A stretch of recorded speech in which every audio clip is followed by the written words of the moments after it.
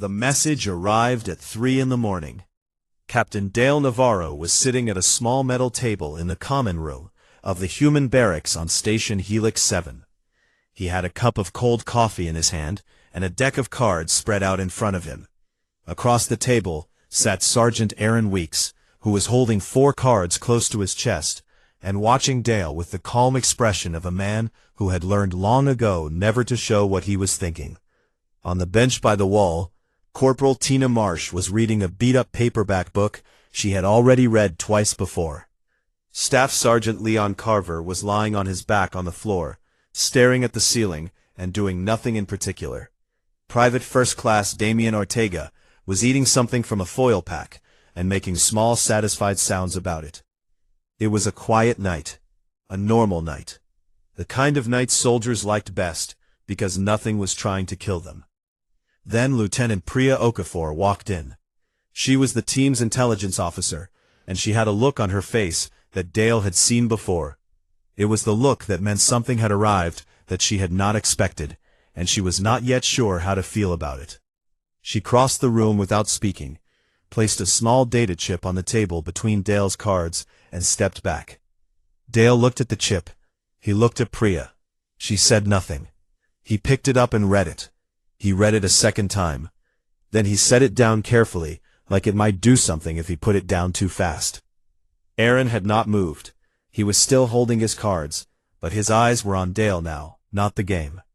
"The Galactic Compact," Dale said slowly, "wants us to take their military assessment." The room became very still. Even Damien stopped chewing. "The assessment," Aaron said, not a question, more like a man checking that he had heard a word correctly. "The one they built for new species," Dale said. "The one nobody has ever finished." Leon sat up from the floor. He did it slowly, the way a large person sits up when they are being very deliberate about something. He looked at Dale. He looked at the chip. He said nothing. Tina closed her book and placed it on the bench beside her. She had a way of doing that, setting something down gently, that always meant she was paying full attention now. She leaned forward and read the chip from where she sat. "When do we go?" she asked. Dale looked at her for a moment. Then he almost smiled. "Almost." "In 4 days," he said. Outside the small windows of the common room, Station Helix 7 hummed along as it always did. The station sat in a quiet corner of the Hyrex system, a joint outpost where human soldiers and compact species shared space, but not always understanding. The humans had been there for 8 months. In that time, they had been polite, professional, and largely ignored by most of the other species on the station. Not out of any particular hostility, just out of the assumption that the humans were not very interesting. Humans were new to all of this. 200 years of space travel put them near the bottom of the compact timeline. Most compact species had been crossing the stars for thousands of years. Some had been doing it so long that they had forgotten what it felt like to be new at anything. They looked at the humans the way old experts sometimes looked at students, not with cruelty, but with the comfortable certainty that they already knew how the lesson would end. The assessment was called the Sol Integration Evaluation, though nobody used that name. Everyone just called it the assessment. It had been built over 30 years by the best military designers in the compact. The Cathali had designed the physical stages. The Cathali were tall, dense-boned beings who could take a hit that would flatten a wall and keep walking. The Sulari had designed the mental stages.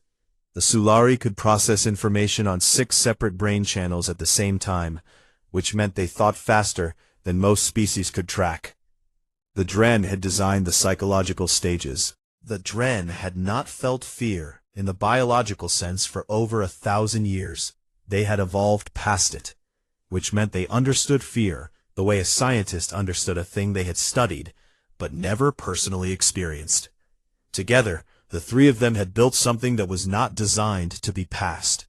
It was designed to measure, to find the ceiling of a new species, to see how high they could climb before they stopped. The record was 9 stages out of 12. It had been set by a Cathali commander named Zulath, who had afterwards spent 3 weeks in medical recovery. Zulath was considered a legend in compact military circles. His 9-stage run was described in training materials as a near-impossible achievement. Nobody had ever come close to Stage 12. Stage 12 was theoretical. It existed in the system, but the designers had built it as a finishing touch, a conceptual endpoint. They had never actually expected anyone to reach it. The invitation to the human team had not come from excitement. It had come from protocol. The compact had a rule. All member species must be offered participation in the assessment within their first decade of full membership. The humans had joined the compact officially 2 years ago. The invitation had been delayed once already because of a scheduling conflict. Someone in the administrative office had finally sent it as a formality, expecting a polite response and a rescheduling request. Instead, they had gotten Dale Navarro's reply within 6 hours. Confirmed, 4 days, full team.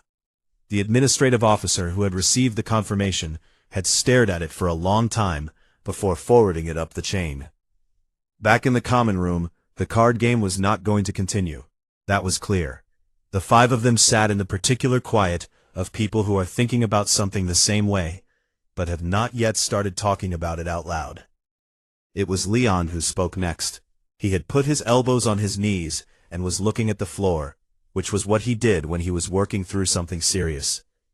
"Do we know what the stages are?" "Broad outlines," Priya said. "Gravity stress, temperature, sleep deprivation, combat simulation, isolation, crisis management, precision work, combined operations, and the last 3 are classified." Leon nodded slowly. He was quiet for another moment. Then he said, "Okay." That was all. Just okay. But it carried the weight of a decision, and everyone in the room understood that. Damien had put down his food at some point. He was sitting up straight now, the foil pack forgotten on the seat beside him. He was the youngest in the group by 3 years, and sometimes it showed, not in weakness, but in the way he still let things land on his face before he controlled them. Right now his face said that he understood what they were about to walk into, and that he was going to walk into it anyway. "What do we need to prep?" he asked. "Sleep," Dale said. "Good food. Whatever drills we can run in 4 days. And," he paused for just a moment, "the right mindset." "Which is?" Tina asked. Dale picked up his cold coffee and looked at it. "That there is no ceiling," he said. "That is all. Just that." Nobody argued with him. Nobody laughed. They sat with it for a moment, the way you sit with something that is simple enough to say, but takes time to actually believe. Then Tina picked her book back up, found her page, and kept reading. Aaron put his cards face down on the table and stood up to get a drink of water. Leon lay back down on the floor and stared at the ceiling again. Damien finished his food, and Dale sat there in the quiet with his cold coffee and the data chip on the table, thinking about what came next. In 4 days, they were going to walk into the hardest thing the Galactic Compact had ever built. They were going to do it as the youngest species in the Compact, in a facility designed by beings who could do things the human body was not supposed to be able to match. Nobody on the Compact side had thought to wonder yet what the human body had been doing for the last 200,000 years before it ever touched a spaceship. They would find out soon enough. The assessment facility was not a welcoming place, and it was not meant to be. It sat inside a decommissioned battle station in the Hyrex Nebula, a massive gray structure that looked from the outside like something that had survived a war it did not want to talk about. The inside had been rebuilt over 30 years into a testing complex so large that some of its outer corridors had their own weather systems. The walls were thick. The lights were cold. The air smelled of metal and recycled atmosphere and the faint chemical trace of systems that had been designed to make living things uncomfortable. The observation gallery on the station's upper level had seats for 200 analysts. On the morning that Captain Dale Navarro and his team stepped through the entry gate into Stage 1, 11 of those seats were filled. 11 observers, most of them junior staff, some of them there only because someone else had not shown up, and they had been given the shift as a last-minute assignment. They had their datapads ready. They expected to make a few notes, watch the humans struggle through 2 or 3 stages, and be home in time for their midday break. The lead analyst was a Sulari named Fessoron. He was thorough and experienced, and had seen dozens of species attempt the assessment over the years. He had a professional respect for the process, and a personal certainty that the humans would be an interesting but brief case study. He had already written the first line of his preliminary report in his head. Species demonstrates expected performance curve for early stage members. He just needed the data to confirm it. Stage 1 was called the pressure crucible. The room was a sealed chamber with a flat floor and blank walls, and nothing inside it except the soldiers and the gravity systems built into the structure above them. Every 4 minutes, the gravity in the chamber increased by a small amount. It did not increase by a lot at first. At first, it felt like nothing more than a slight heaviness in the shoulders. But it built, and it kept building. And after the first hour, it was pressing down on a body with the weight of 3 times what that body was used to carrying. The record was 22 minutes. It had been set by a Kefali squad whose bones were so dense they could walk through a wall. Most species lasted around 14 minutes before the physical pressure became too much. At 14 minutes, the body started to make decisions without asking permission. Lungs worked harder, knees bent, vision narrowed. The body sent a clear and urgent message: this needs to stop now. The humans lasted 37 minutes. They did not tap out. They did not ask to stop. The system had a hard ceiling built in, a safety maximum beyond which it would not go, regardless of what the subjects did, and the gravity reached that ceiling with the humans still standing. Staff Sergeant Leon Carver was, at that moment, doing slow push-ups on the floor. Not because he had to, because he was bored, and his body needed something to do with the pressure. He was also humming something. The translator could not get a clean reading on it. It came through as fragments. Fess Oren deleted the first line of his preliminary report and wrote a single word instead: anomaly. Stage 2 was the thermal gauntlet. It was a long corridor divided into sections. Some sections were frozen, some sections were burning hot. The temperature swings between them were sharp and sudden. The idea was that a body fighting to stay warm in one section and fighting to cool down in the next would burn through its resources fast. The brain would spend so much energy managing the body's temperature that there would be less left for thinking, for coordination, for staying sharp. The human team moved through it in formation. They wore their standard field suits and called out the temperature changes to each other as they walked, short and clear, so that nobody was ever surprised by what was coming. It was the call of people running a checklist they had run before.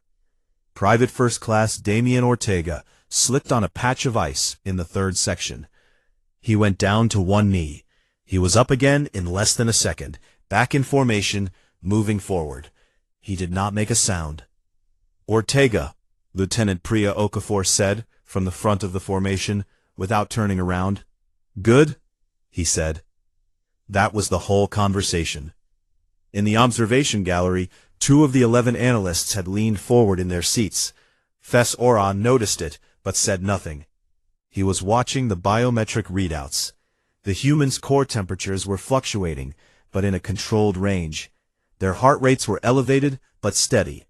Their communication patterns had not changed under stress. They were talking to each other the same way at -40 degrees as they had at +80. He made a longer note this time. Stage 3 was the sleep deprivation maze. 96 hours inside a structure that changed its own layout without warning. Walls moved. Corridors reversed. Rooms appeared that had not been there before, and then were gone again. The maze also used low-frequency sound pulses that the designers had found, after extensive testing, caused mild visual and auditory hallucinations in most species after extended exposure. You would start to see things at the edges of your vision. You would hear sounds that were not there. Your brain, desperate for rest and overwhelmed by the shifting environment, would begin to fill in gaps with things it invented. The idea was that this would break navigation, that a soldier who could not trust what they were seeing or hearing could not find their way through a maze that was also actively trying to confuse them. What the designers had not accounted for was sleeping in shifts. The humans took turns sleeping. 2 people slept while 3 navigated. Then they switched. The sleepers went down fast and hard, the way people sleep who have learned to sleep anywhere, in any conditions, because their jobs required it. They slept on the floor, against walls, in whatever corner was available. They woke up when their time was up, and were ready in seconds. Aaron Weeks handled the hallucinations with the calm of a man who had seen them before. He had spent 3 years on a deep ocean drilling platform before he enlisted, working 20-hour shifts in conditions that messed with the mind in ways that the platform's operators acknowledged officially, but did not advertise. The frequency pulses in the maze were familiar to some part of his brain, not in their specific form, but in their general shape. He knew what it felt like when a vision had no weight. He knew the difference between a real thing and a constructed one. "It is showing me spiders," he told Dale at one point, in a conversational tone. "Big ones. I know they are not real. Real spiders have weight when they move. These ones float." "Noted," Dale said. "Can you still navigate?" "Yes," Aaron said, and he did. By the time Stage 3 ended, the observation gallery had 47 people in it. Word had spread through the station. Analysts who had not been assigned to the session had found reasons to drop by. Some of them stood in the back because there were no more seats. Stage 4 was the combat simulation. Live fire environment. Not lethal, but genuinely painful. The defensive systems in the stage were set to hit hard enough that being hit was something you remembered. Most species entered this stage in small groups or alone, to limit the number of targets. The human team entered together. They moved through the stage in patterns that looked simple from the outside, but were clearly not simple to execute. Each person covered someone else. No one moved without the space being held. They communicated in short, fast fragments that the translator matrix could barely keep up with, not because the words were complicated, but because they were so compressed, so practiced, that the full meaning of each phrase lived in weeks of shared experience, rather than in the words themselves. Tina Marsh took a hit from a pulsimeter in her left shoulder in the final section. The pulsimeters on that setting left a bruise that lasted a week, and a burn sensation that lasted longer. She finished what she was doing. She signaled the all-clear to the team. Then she rotated her shoulder once, made a small professional sound that conveyed mild irritation rather than pain, and said she was going to need some ice later. In the gallery, nobody was looking at their datapads anymore. They were looking at the screens. Fess Oren had stopped writing notes entirely for the last 20 minutes. He sat very still and watched. After the stage concluded, and the screens showed the human team standing in the cleared zone, he picked up his datapad again. He wrote, "Subject of serious study." Then he sent a message to his supervisor. It was a short message. It said only that he recommended the supervisor come to the gallery for the next stage, and that they should bring coffee, because it was going to be a long day. His supervisor arrived 20 minutes later. She looked at the screens. She looked at Fess Oren. She looked at the screens again. 4 stages, she said. 4 stages, Fess Oren confirmed. And they look like they are getting comfortable. That was, everyone in the gallery understood, not a small thing. Nobody got comfortable in the assessment. The assessment was designed specifically to prevent comfort, to keep the subject off balance, to take away every familiar thing and replace it with pressure and difficulty and time. But the humans had brought their comfort with them, in the form of each other, and in the form of a relationship to difficulty that did not look like the relationship anyone had expected. They did not treat the hard things as enemies. They treated them like Tuesday. By the time Stage 5 began, the observation gallery was full. All 200 seats, standing room in the back, people sitting on the steps between rows because there was nowhere else to go. They were senior analysts who had worked in compact military science for 20 years and had never attended a live assessment session before. There were officers from 3 different species who had found reasons to be on the station that morning that had nothing to do with their actual assignments. There was a Kethali general named Horu Veth who had flown in from a different system overnight and had not yet explained to anyone why. Nobody was laughing anymore. That had stopped somewhere in Stage 3. Stage 5 was called the broken ground. The floor of the stage moved, not in a random way, in a calculated way. The designers had studied how living things fell and recovered, and had built a surface that was specifically designed to prevent recovery. Sections dropped without warning. Platforms rose and tilted. Certain areas of the floor went soft and yielding, like wet sand, and then went solid again. There was no pattern. Every time a pattern seemed to start, it changed. The goal was to keep a body in a constant state of reaction, spending all of its energy on balance, and none on thinking. Other species moved through it carefully. The Kethali used their heavy low build to stay grounded, moving slowly and deliberately. The Sulari calculated trajectories in advance, predicting the floor's movement with their multi-channel processing before committing to each step. The humans moved through it like water. Dale took a sudden 3-meter drop and hit a yielding surface, and rolled through it into a crouch without stopping. Leon caught Damien's arm when the floor buckled under Damien's left foot, and the two of them adjusted their weight together in the same half-second, and kept moving. Priya narrated the changes in a steady, flowing voice. Not panicked, not excited, just a calm stream of information that kept the whole team aware of what was ahead of them. They moved like a single thing with 5 parts. An observer standing behind Fesoren leaned down and said quietly, "How are they doing that? They cannot be calculating it. The floor changes too fast for calculation." Fesoren watched for a long moment before answering. "They are not calculating," he said. "They are reacting. They have been falling and getting up for their entire lives, every one of them, since they were very small children. Their planet has this kind of terrain everywhere. They walk on unstable ground and ice and rock and sand and mud from the time they can walk at all. This is not a novel challenge for their bodies. This is just ground." The observer was quiet for a moment. "We designed the stage to be impossible to simply react to. The changes are too fast." "Yes," Fesoren said, "I see that. I think we designed it to be too fast for a body that needed to think about falling. We did not account for a body that had already stopped thinking about it." Stage 6 was the isolation protocol. A white room, with no windows, no communication, no clock, no tasks, no indication of when it would end. The purpose was to find the edge of a mind's ability to handle complete emptiness. No input, no structure, no company. Just the person, and the room, and time. The longest a compact soldier had ever lasted was 11 days. Most lasted 5 or 6, before the isolation became unbearable, and they asked to be retrieved.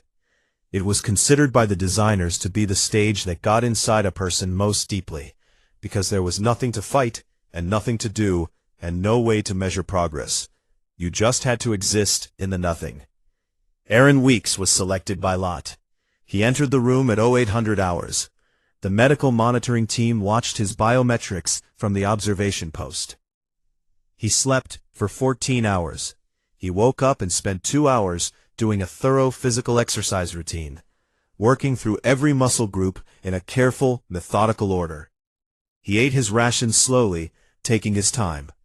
Then he sat down cross-legged in the middle of the room and appeared to be playing a card game against himself, entirely in his head. He was keeping score with small taps of his fingers on his knee. On day 3, one of the monitoring analysts noticed that Aaron had started organizing time the way a person organizes a workday. He had a routine: wake, exercise, eat, mental activity, rest, repeat. Not because the room told him to, because he had decided this was the shape of a day, and he was going to have a day. On day 9, he started humming, low and steady. The translator matrix could not identify the source of the tune. It was something old, something with no official record. It sounded like something that had been passed from person to person for generations, without ever being written down. He was retrieved on day 15, when the stage reached its maximum duration. His first words upon stepping out of the room were to ask whether his team had eaten yet, and whether there was hot coffee anywhere on this station. The monitoring analyst who wrote up the session report spent a long time on the closing line. She eventually wrote, "Subject did not experience isolation in the expected way. Subject appears to have spent 15 days in his own company, and found it adequate." Stage 7 was the crisis negotiation simulation. A virtual scenario, a civilian population in a contested zone, 2 hostile groups blocking the routes out. The mission was to evacuate the civilians without triggering a full-armed conflict. Most compact units treated this as a security problem and tried to clear the hostile groups before moving civilians. It was slow and expensive, and usually failed because clearing 2 groups simultaneously while also protecting civilians spread resources too thin. Priya looked at the scenario for 4 minutes. Then she said, "We talk to them first." She spent 40 minutes on the simulation's communication interface, talking to the 2 hostile faction leads. Not demanding, not threatening, asking questions, listening, finding out what each group actually wanted, which was not, as it turned out, a fight. It was something more ordinary than that, a resource dispute that had escalated past the point where either side knew how to step back from it without losing face. While she talked, the rest of the team quietly mapped 3 separate evacuation routes that went around both groups entirely. By the time the simulation's hostile groups were starting to consider the possibility of standing down, the civilian population was already gone. The stage designers reviewed the outcome twice. They were looking for an error in the system. There was none. The humans had passed the stage, but they had passed it in a way that had not been built into the scenario. The scenario had been designed around the assumption that the hostile groups were obstacles to be managed. The humans had treated them as people to be understood. Stage 8 was called the Endurance Anchor. Pure physical work. Load-bearing across difficult terrain. No time limit, no defined endpoint. The stage stopped when the body stopped. It was designed to find the absolute floor of a species' physical endurance. The point at which the body simply could not continue. Leon Carver went for 19 hours. The stage's medical sensors flagged elevated cardiac stress at the 19-hour mark, and the system triggered an automatic halt. It was a hard stop. The stage could not continue past that signal. Leon was arguing with the empty room when it halted. He was saying, in the particular voice of a very tired and very determined person, that he had more left, that the machine was wrong, that he could keep going. The room did not answer him, because the room was not designed to be argued with. The designers had not thought to build that into it. It had never been necessary before. In the observation gallery, General Horuveth, the Cathali general who had flown in overnight without explanation, watched Leon argue with the silent stage for a long moment.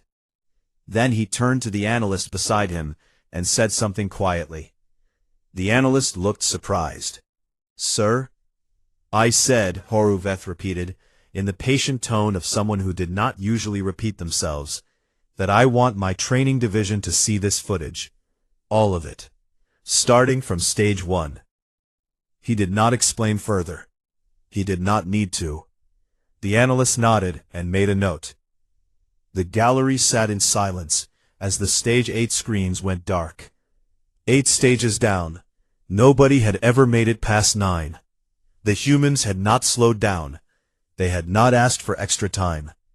They had moved through each stage the way they had moved through the first one. Not easily, not without cost, but without the idea of stopping ever appearing on their faces as a real option.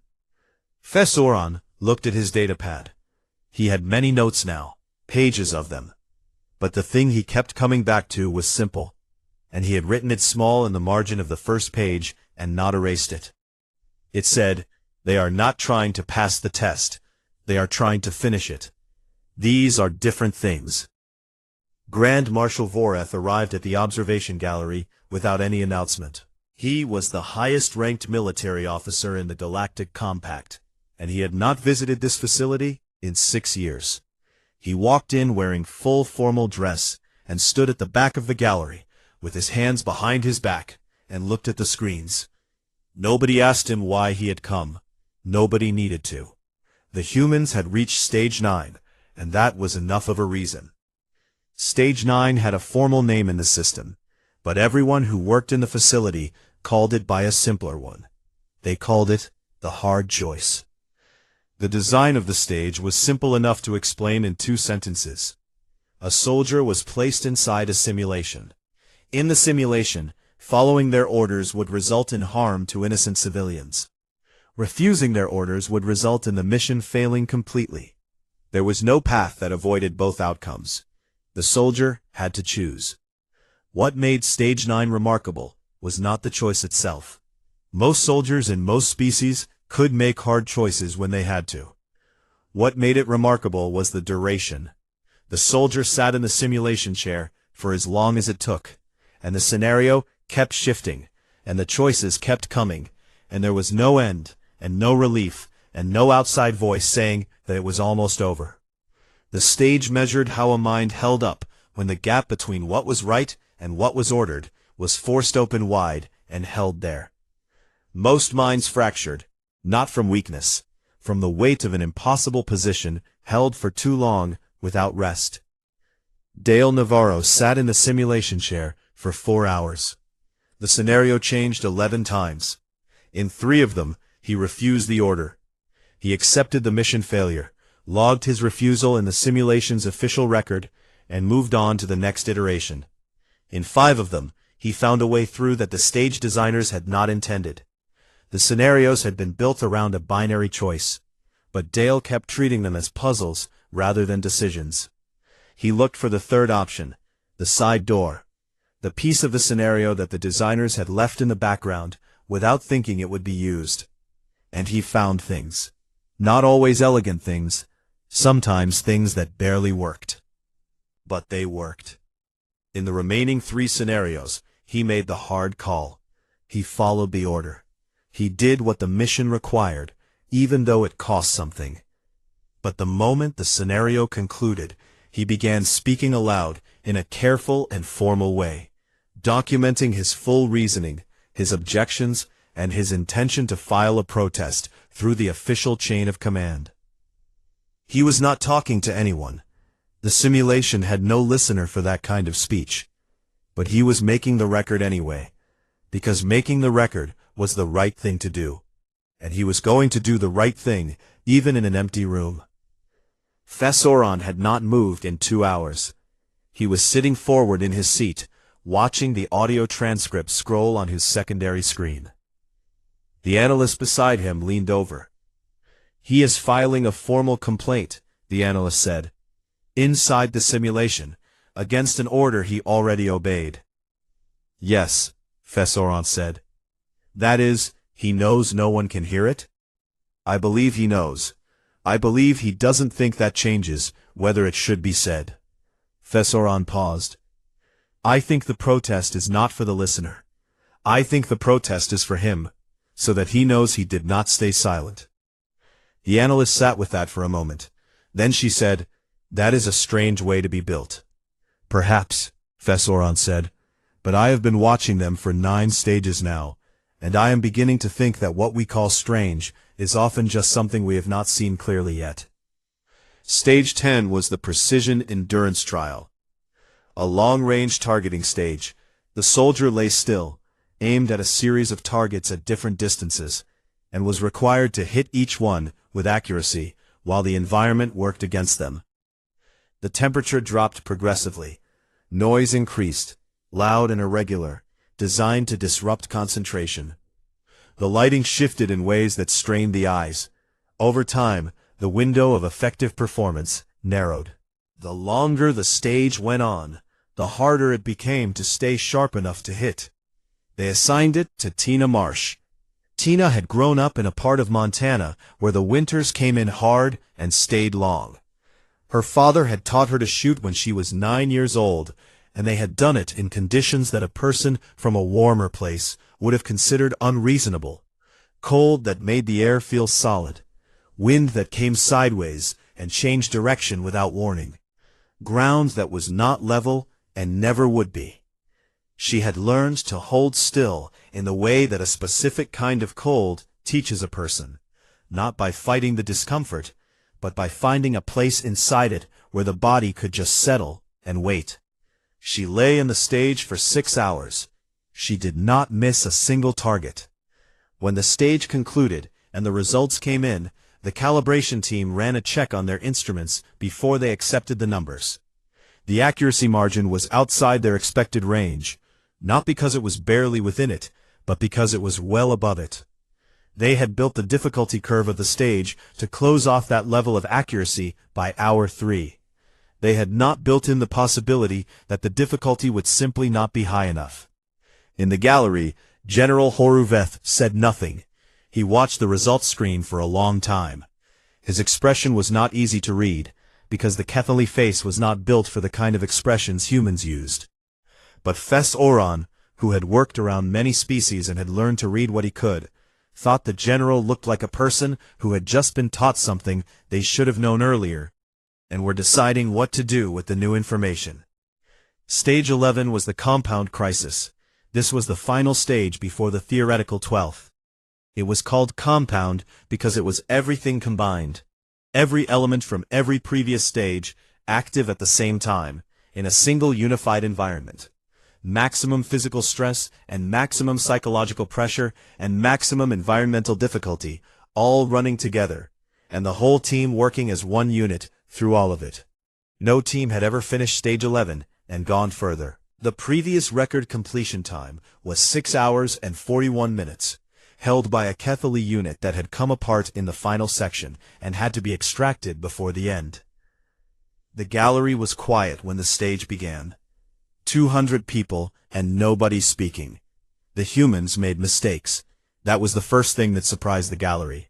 Everyone had half expected them to be perfect after everything. But they were not. Leon went down hard in the shifting ground section and spent 30 seconds getting himself back together. Damien misread a pressure gauge and had to double back, losing 2 minutes. Priya's voice cracked once during a communication sequence. Just once and just for a moment. And she stopped, took one breath, and kept talking. What the gallery noticed was what happened after each mistake. Nothing. The mistake was absorbed, and the team kept moving. There was no pause for self-blame, no visible breakdown. No moment where the error became a crisis. The mistake happened, the person corrected, the team moved forward. It was as clean as turning a corner. They talked to each other throughout. Not a lot. Enough. Short pieces of information, checks, confirmations, small words that meant more than they said, because they came from people who knew each other well enough to have their own language for hard moments. The words were almost nothing. The meaning behind them was everything. They finished stage 11 in 4 hours and 12 minutes. The gallery did not react immediately. There was a pause, like a room full of people who have all taken a breath at the same time and have not yet let it out. Then Voreth moved. He stepped forward from the back of the gallery for the first time since he had arrived. He walked to the front row and stood looking at the central screen, where the stage 11 results were displayed. The stage director was already approaching him. She had a datapad in her hand. She looked like someone who had been preparing a sentence for 20 minutes, and still was not sure it was the right one. Grand Marshal, she said, Stage 12 has never been initiated. It was designed as a theoretical cap. We have no operational protocol for Run Stage 12, Voreth said. She stopped. She looked at him. Sir, the stage is— I understand what the stage is, Voreth said, in the patient tone of a person who had been in command long enough to know exactly how to close a conversation. Run it. The director looked at the screen for one more moment. Then she nodded and turned back to her station.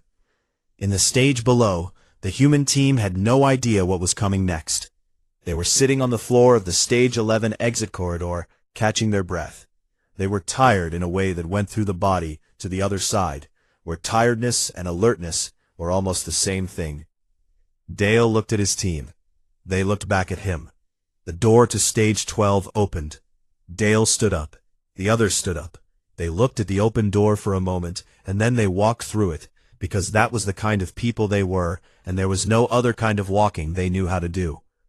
Stage 12 looked nothing like the previous 11. There were no walls that moved, no freezing corridors, no loud noise, no darkness, no weapons. The door opened and they walked into what looked at first glance like a small town. It was a simulation, but a full one, the kind that used every tool the facility had. There were buildings made of real materials, there were lights and windows, the air smelled like dust and cooked food and something faintly chemical underneath. There were 60 figures in the space, simulated inhabitants built to behave like real people. They moved, they talked to each other, they had expressions on their faces. A few of them looked up when the 5 soldiers came through the door, and then looked away again, the way people look at strangers in a place they have lived in for a long time. A data screen on the wall near the entrance gave them the mission brief. Then he read it again. The mission was to keep the people in this settlement alive for 72 hours. That was all it said. But attached to the brief was a list of what was coming. 3 crisis events, arriving in sequence over the 72 hours. A biological contamination event spreading through the population. A structural collapse affecting the settlement's main buildings. And a resource failure, food, water, and power dropping below survival levels with no outside resupply available. The designers had built all 3 events to be unsolvable. Not difficult, not nearly impossible. Unsolvable, by definition. Each one had been stress-tested by the Compact's top analysts to confirm that no known framework for military response could address it within the resources available in the stage. The settlement had what it had, and nothing more, and what it had was not enough. That was the point. Stage 12 was not a test of tactics. It was a test of what a unit did when tactics ran out. Dale stood in front of the screen for about 30 seconds. The rest of the team stood behind him, reading over his shoulder. Nobody spoke until he turned around. "Okay," he said. "Here is what we know." He had a way of starting like that, when things were serious. Not "here is the plan," not "here is what we are going to do." Just, "here is what we know." Start with the ground under your feet. Start with what is actually there. The contamination, Priya, that is yours. I do not need you to cure it. I need you to stop it moving. Containment only. What we have here can build a quarantine if we use it right. Can you do that? Priya looked at the resource inventory attached to the brief. She was quiet for a moment, running through it in her head. "Yes," she said. "The structural collapse. Leon and Damien, do not try to rebuild. Rebuild takes materials we do not have. Reinforce what is still standing. Keep the inhabited sections up. The settlement does not have to look the way it looked before. It just has to hold." Leon looked at Damien. Damien nodded. "That works," Leon said. Aaron had already turned back to the resource inventory and was doing the math on power allocation. "Resource failure," he said, before Dale could ask. "We take everything non-essential offline. Perimeter lights go dark. That power goes to medical and water. We start rationing on a priority system. People who need more, get more. People who can manage with less, will manage with less." She had been watching the 60 inhabitants moving through the settlement, while the others talked. "Security and population management," she said. "When the resources start running low and the buildings start coming down, people are going to be scared. Scared people make things harder. I keep them calm and out of the way." "Right," Dale said. He took one more look at the settlement, at the lights in the windows, and the people moving through the streets, not yet knowing what was coming. None of this will be clean. None of it will be the way we would want it to be if we had everything we needed. But they stay alive. That is the mission. Then he said, "Get to work." They worked for 72 hours. The contamination arrived first, spreading through the water supply of the settlement's eastern block. Priya moved fast. She sealed the block, rerouted the clean supply lines using settlement infrastructure that the designers had placed in the stage without expecting it to be used this way. and set up a monitoring rotation, using 2 of the settlement's own inhabitants who had relevant training. It was not a medical solution. It was a barrier. But the barrier held, and the contamination did not spread past it, and that was what they needed. The structural collapse came on hour 19. The settlement's 2 largest buildings developed critical failure points in their foundations at the same time. Leon and Damien worked through the night. They did not sleep. They used what the settlement had: support beams, construction material from 3 small storage buildings they judged non-essential, and stripped for parts, cables, weight-bearing arrangements that an engineer with more time and materials would have called improvised but functional. By hour 30, the buildings were still standing. They looked different.